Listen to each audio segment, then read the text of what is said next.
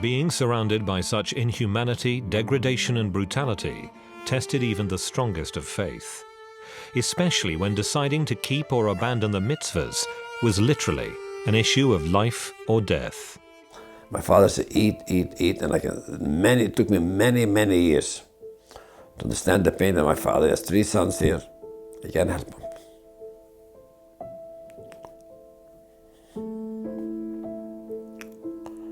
It took me many years to realize the pain of my father. My father was a very quiet man, very smart man, but very quiet. You tell your sons, eat stuff that's not kosher, that you know it's not right, but yet you know if you don't eat, you don't survive. What kept me in lager, that's a different question. In lager itself, part of it was what I have had impregnated to me by my father and my mother. Where was God in Transnistria? He was right there with me the whole time. We bought a siddur for a bread. 5 of us got a bread every day. And we wanted to have a siddur, and we could buy, and we did buy a siddur, a small siddur, for 1 bread.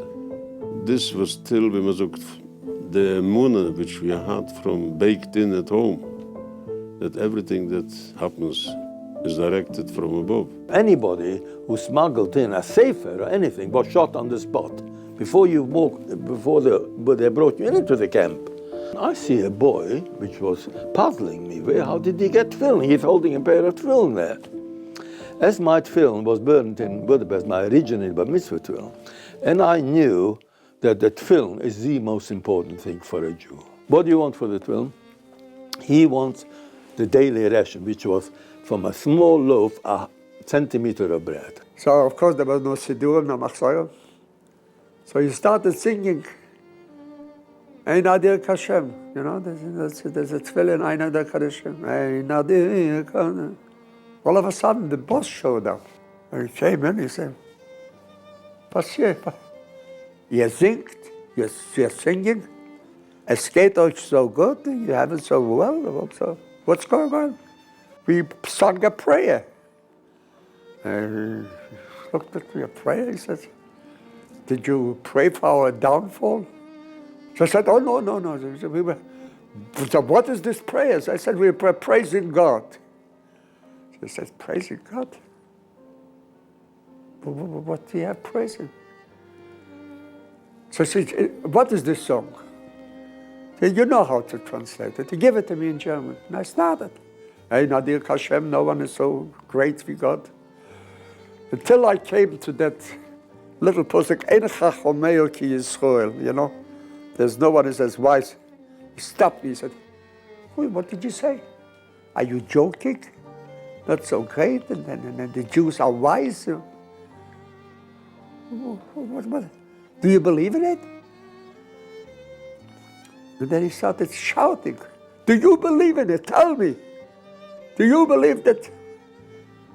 I have to admit that I was a little bit taken back. I didn't have the bravery to tell him, yeah. But there was a young man, and he did not belong to our group, you know, to our frum group. We have such a group of frum people who sometimes we made a minyan, and you know. He didn't belong even then. He said, ja, Herr Chef, ich glaube, I believe it. And then this boss of ours started asking everybody, and you. It was very strange what happened. Everyone, even those that weren't even religious, they felt the need, you know, to express. So everybody felt he had a chance to say Ani Mohammed. And they did. And he just said, but you are unglaublich Volk. You are an unbelievable people. We were injected, sometimes we were terribly in terrible cramps. Other times we were almost passed out. Every day he took blood. He took blood from us, almost every day, which was terribly hard because we had nothing to eat and nothing to, you know, we had no reserves. I remember, and which I used in Auschwitz, is I learned by heart Avinu Malkeinu. That kept me going. I repeated over and over again Avinu Malkeinu. So I took out, he says Madlen Brocha. And I take out from my pocket this centimeter bread. You had those watchtowers, you know, those Germans on towers, they were watching with reflection round the clock, watching if anybody wants to run away, escape, or whatever. The fence, if I touch, I was finished, because it was all electric. You were electrocuted, you were finished. So I had to watch not to touch this, and I shouldn't be shot by the gun. So in the meantime, I'm holding, I said, you come with the film, and the bottom, where to avoid the wire, and I said, give it to me, and I grabbed the film, and he took the half of bread. There was a time that I was ready to give up because I was so weak, but that doesn't mean that I gave up my emunah. I was still doubting. I wanted to pray something, and I didn't know any other prayer except that and Moediani and the Krishma at night. So I kept on repeating it. I thought I'm connected to God. So this was Simchas Torah coming back. A selection is a selection, so we were also selected. Everybody knew where we are going. The people who were selected knew we were going to the gas chamber. So we arrived at the crematorium, and they told us quickly to get undressed. I happened to find a boy of my age, maybe older a bit, and I said to him, you know, my father used to tell me by the Seder night that the Kodesh Baruch Hu helped the Yidden in Mitzrayim the last minute. So, you know, Kodesh Baruch Hu can still help us from now. At least I know if I'm dying with the minimum, with the belief that he can help. And all of a sudden, while we had the first step in the gas chamber, the big macher came in from the Auschwitz, from the ganze camp, from the whole area, and we had to shout at Achtung, which means stand, attention. Attention means they have to stand like this. Although we were standing already by the death's door, we still had to give the salute. And then he came in, not by himself, he came in with 2 or 3 doctors and priests and managers, and a whole group of SS. And there starts to make a new selection. I was in the last row of 5. Mom was the last row. There was another few boys after me picked out. I had no idea yet what it's going to be. Then it was finished.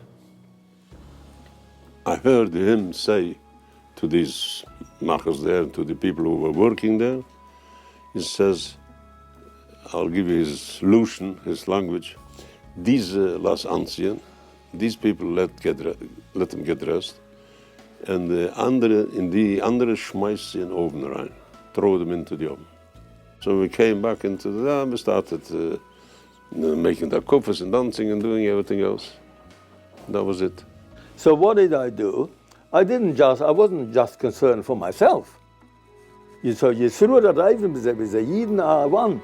And this is one of the main reasons, actually, which I was so concerned, not only for myself, Mahana Yidden, I walked him back to the camp, to the barracks. I said, Yidden, if you got koyach, do me a favor, I beg them, say the Shema. How could we survive such a horror? It was impossible. Somebody intervened for us, right? So that somebody was definitely not the Nazis or the hippies or whoever. So it came from someplace, because otherwise there is no way that anybody could survive.